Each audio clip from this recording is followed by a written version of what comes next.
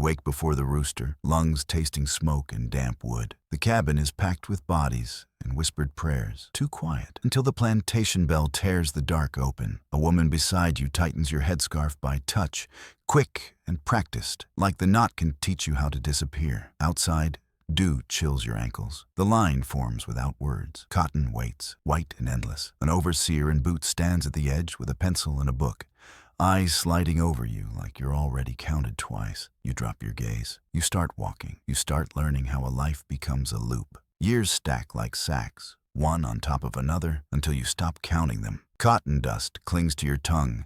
The sun presses straight down, and your hands learn pain the way they learn work. You trade glances instead of words, because words can be punished. At noon, you drink from a shared gourd passed low, hidden by skirts and sacks. That night, the quarters breathe hot and crowded. A preacher's whisper slips through the cracks, promising heaven to bodies that never get a day off. You listen, not because you believe, but because hope is a hunger too. Before sleep, you rub your sore fingers with ash and lard. Outside, lanterns move between cabins. Slow as searching eyes, you turn your face to the wall and practice being invisible. Time changes your body before it changes the place. Your shoulders harden. Your back learns to carry more than a sack. In the big house, you're called in to scrub floors that shine like they've never seen blood. The mistress watches you from a chair, fanning herself, bored as if cruelty is weather. You keep your eyes low, but you notice everything.